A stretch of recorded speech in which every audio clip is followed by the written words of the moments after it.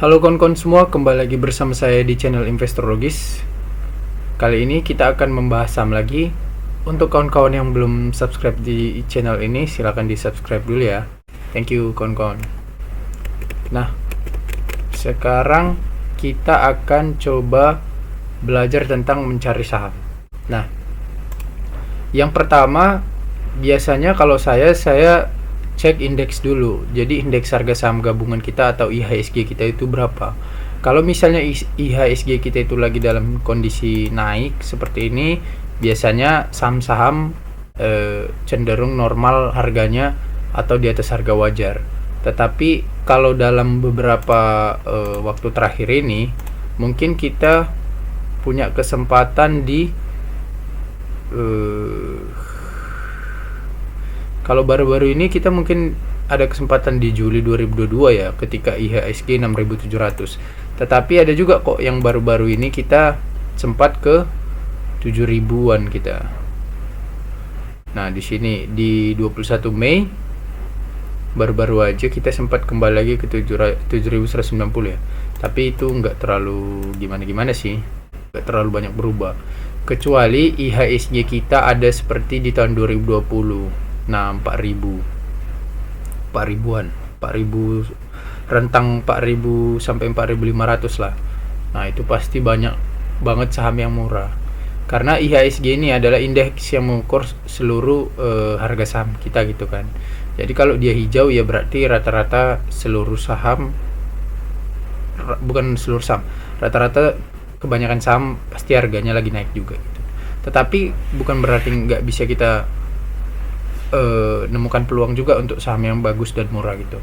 Nah, sekarang kita mau ambil contoh, kita pilih dulu sektornya. Nah, kalau saya cenderung lebih suka di sektor energi atau di sektor perbankan gitu. Kadang juga ke sektor barang baku. Ini kalau tampilan pemecahan sektor dari Stockbit ya. Nah, pertama saya biasanya akan masuk ke sektor energi. Kemudian saya akan analisa. Nah, ini kan ada Adro. Ya udah kita cek aja Adro berapa valuasinya misalnya kan. Nah, valuasi Adro berapa sekarang? Di harga 2.920 ya. Ini video 25 Mei 2024. Nah, berarti PE ratio-nya 3,82 kali. Oke, secara PE ratio dia menembus filter kita. PE ratio-nya harus di bawah 9 kalau kita pakai filter yang saya kembangkan gitu, dividend value investor. Kemudian price to book value harus di bawah 1. Oke, price to book value-nya di bawah 1. Nah, kemudian karena biasanya saya udah tahu perusahaan-perusahaan besar gini kan, biasanya good corporate governance-nya atau GCG-nya udah bagus gitu. Kita tinggal lihat dari labanya aja gitu. Kalau labanya besar, kalau saya bilang besar itu patokan saya itu biasanya di atas 1 triliun gitu, minimal 1 triliun. Nah, ini kan laba Adro ini udah main di puluhan triliun gitu, kayak 2023 dia laba 28 triliun. Jadi saya secara kualitas perusahaan udah gak terlalu sanksi lagi lah gitu kan. Kemudian saya lihat kepemilikan sahamnya, siapa yang memiliki sahamnya. Kalau bisnisnya ya kita bacalah profil bisnisnya gitu kan. Ya, inti profil dari bisnisnya dia jual batu bara gitu misalnya Adro nih kan. Kemana? Ke Cina sama India. Kenapa Cina sama India? Karena negara yang paling banyak mengkonsumsi batu bara kita itu adalah Cina dan India gitu. Oke. Nah, kemudian yang memegang sahamnya mayoritas adalah PT Adaro Strategic Investment. Nah, menguasai 43,91%. Di masyarakat 32,4%. Ya, afiliasi 7%. Kemudian ada nama direksi dan komisarisnya yang cukup banyak megang sahamnya ini ya. Nah, kemudian kita lihat nama presiden komisarisnya. Presiden komisarisnya adalah Pak Edwin Suryajaya. Nama-nama komisarisnya inilah Insinyur Theodor Permade Rahmat. Ini kan Bu Arini Subianto. Ini kan ada nama-nama apa ya, kaliber lah di bisnis. Kemudian nama Pak Garibaldi Thohir gitu kan. Nah, Michael William Suryajaya. Jadi kayak Adro ini kita udah nggak sanksi lagi lah sama manajemennya. Oke, kemudian tadi valuasinya sudah menembus filter kita. Sekarang kita coba hitung harga wajarnya gitu. Nah, kalau kita mau hitung harga, kalau saya biasanya saya pakai yang terbaru aja langsung gitu. Misalnya saya mau ngevaluasi harga yang sekarang gitu kan. Saya pakainya yang laporan keuangan terbaru. Misalnya kuartal 1 2024 yang terbaru kan. Ya udah, saya coba hitung berapa neracanya. Nah, kita lihat di sini Adro per kuartal 1 2024 memegang kas setara kas 50 triliun, piutang usaha 7 triliun, piutang lain-lain 330 miliar, persediaan 3,7 triliun, others 4,1 triliun. Total aset lancarnya 65,8 triliun. Kemudian total aset tidak lancarnya ada 100,2 triliun, total aset 166 triliun, total hutang 42,4 triliun. Nah, cara melihat sederhana keuangan perusahaan yang sangat kuat adalah kalau misalnya total kasnya ini yang 50,2 triliun ini lebih besar dari total seluruh hutang perusahaan atau total liabilitas ini, maka itu bisa dipastikan adalah perusahaan dengan keuangan yang sangat kuat gitu. Kenapa kawan-kawan? Karena hanya dengan kas dan setara kasnya aja dia bisa melunasi semua hutangnya gitu, tanpa perlu harus memvaluasi seluruh aset perusahaan yang lain-lain gitu. Jadi ini bisa kita katakan keuangan Adro ini sangat kuat gitu. Nah, kemudian kita lihat kalau kita mau hitung tapi selain dengan kas, kita bisa juga pakai aset lancar. Kalau total seluruh aset lancar melampaui total seluruh liabilitasnya, maka itu juga bisa dikatakan indikator keuangan perusahaan kuat gitu. Tetapi kalau saya lebih suka memang kalau dia total aset lancarnya ini besar karena total kas sama piutang usaha sama piutang lain-lainnya besar. Persediaan juga bisa lah. Kalau others ini saya kurang terlalu suka gitu, karena saya nggak terlalu paham. Jadi standar setahu saya kalau di akuntansi itu aset lancar itu ya kas dan setara kas, piutang sama persediaan gitu. Jadi saya lebih suka yang betul-betul bisa tervaluasi gitu.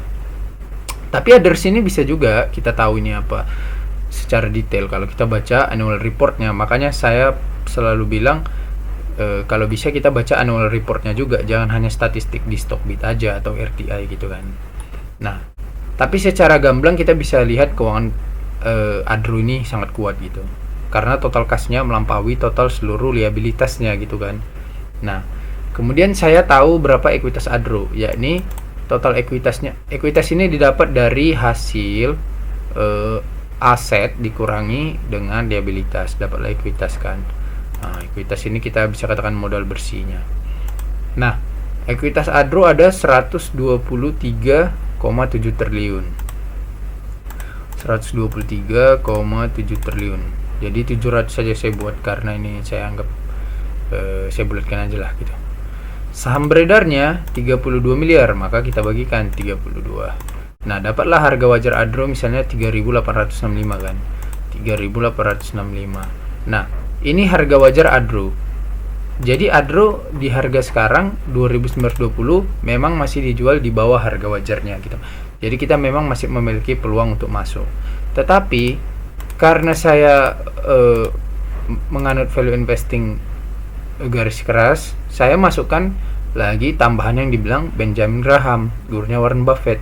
Dia bilang harga yang paling nyaman untuk masuk ke saham itu ketika harga di marketnya lebih rendah atau 2/3 dari harga wajarnya yang sudah kita hitung. Nah, ini kan harga wajarnya sudah saya hitung ini kan.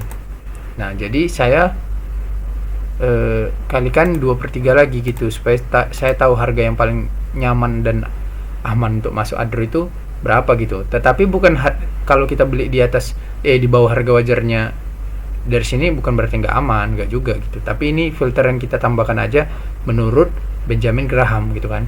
Nah, berapa tadi? 3.805 dikali 2 bagi 3. Nah, dapatlah harga aman dan nyaman untuk masuk di Adro adalah 2.576. Nah, biasanya saya kalau Nah, biasanya saya kalau harganya kayak gini, saya biasanya bulatkan ke bawah gitu, supaya penilaiannya lebih konservatif aja gitu. Jadi saya buat 2.500. Nah, jadi kalau misalnya Adro harganya di bawah 2.500 atau 2.500, itu harga yang paling aman dan nyaman untuk masuk. Tetapi kalau kita mau beli di harga sekarang pun bisa juga, karena di bawah harga wajarnya gitu kan. Nah, nanti mungkin kalau setelah bagi dividen harga sahamnya turun, mungkin bisa di average down gitu, ditambah jumlah kepemilikannya. Nah, gitu kawan-kawan kalau langkah-langkah saya mencari saham gitu. Tentu saja untuk mengutak-atik strategi dari penilaian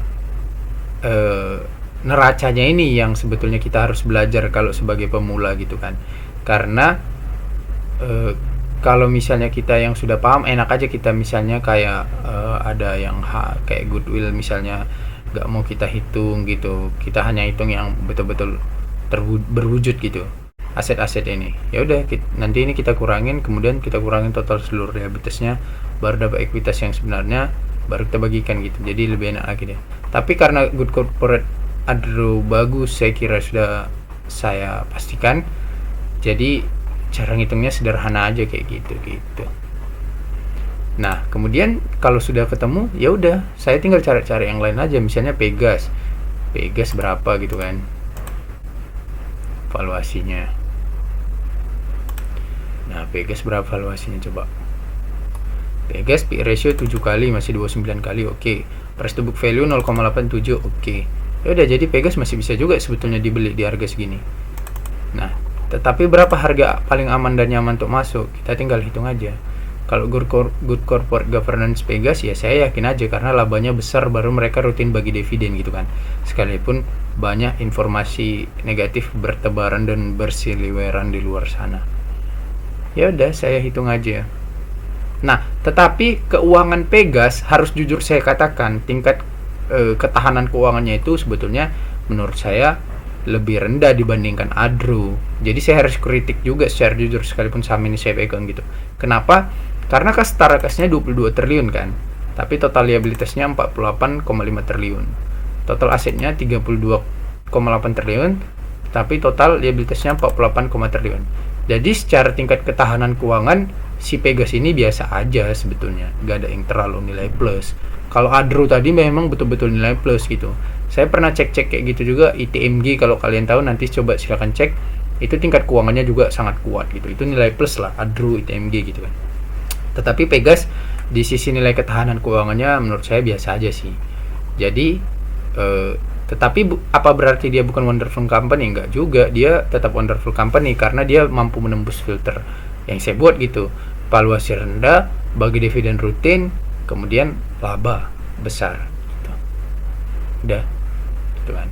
Nah, kalau kita mau hitung valuasi Pegas berapa harga aman dan nyamannya untuk masuk per hari ini, per sekarang ini di 25 Mei 2024 ini, maka tinggal kita bagikan aja.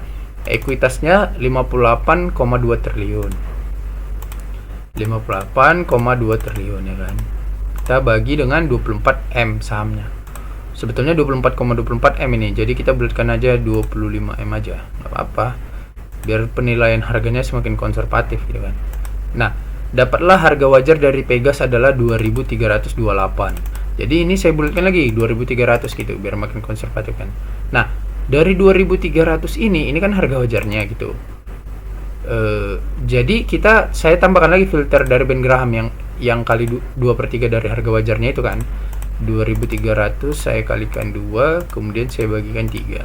Nah, dapatlah 1.533 harga yang paling enak dan nyaman untuk masuk. Saya bulatkan aja jadi 1.500. Ya mungkin 1.500 sampai 1.600 lah harga yang paling aman dan nyaman untuk masuk. Ini batas paling pucuknya ya. Nah, kalau di bawah ini ya lebih bagus lagi kalau bisa dapat harga di bawah ini gitu kan. Nah, tapi ini batas pucuknya 1.500 1.600 harga aman dan nyaman untuk masuk. Tapi kalau kita tanya, apakah Pegas masih di bawah harga wajarnya sampai hari ini? Ya masih gitu. Karena tadi kita hitung harga wajarnya 2.300 gitu kan. Nah, jadi ini mungkin kalau dia ke 1.600 ya saya batas akhir untuk beli lah di situ gitu. gitu kawan-kawan. Nah begitu seterusnya, jadi tinggal kita analisa aja gitu, kita cari mana yang bagus gitu kan. Makanya saya katakan kita sebaiknya fokus aja gitu dulu di satu atau dua sektor, karena kalau semua sektor mau kita pelajari tentu itu menurut saya akan sangat membingungkan, dan nanti kalau kita pelajari pun kita taunya di dasar-dasarnya aja gitu. Kalau misalnya kita fokus ke satu atau dua sektor aja, kita mungkin mampu bisa mendalami sektor tersebut tentang pola dan kebiasaannya gimana gitu. Oke kawan-kawan, itu saja yang bisa saya sampaikan terkait dengan cara menemukan saham menurut saya. Semoga video ini bisa bermanfaat, dan untuk kawan-kawan yang punya komentar silakan tulis di kolom komentar. Terima kasih, sampai jumpa di video berikutnya. Halo kawan-kawan semua, khusus untuk kamu yang masih pemula dan dari nol sekali, saya sudah menyiapkan ebook untuk belajar langkah-langkah investasi saham dari nol lewat ebook ini. Ebook ini akan membantu dan menuntun kamu sampai kamu sah layak disebut menjadi investor saham. Untuk kamu yang sudah paham dasar-dasar investasi saham, saya menyiapkan ebook ini khusus untuk mendalami metode investasi saham yang saya gunakan, yakni Dividend Value Investor. Untuk kamu yang ingin tahu caranya, saya menjual ebook ini khusus untuk kamu ya. Nah, khusus untuk kamu yang ingin langsung belajar lengkap langkah-langkah investasi saham dari mulai nol sampai ke ilmu terakhirnya, kamu bisa langsung memiliki 3 ebook ini. Semua pengetahuan yang saya ketahui sudah saya tuangkan di sini. Kalau kamu butuh dan tertarik, silakan chat WA nomor di samping ini ya. Terima kasih. Nah, untuk kamu yang berminat belajar kelas online private ataupun offline, silakan hubungi nomor di bawah ini ya.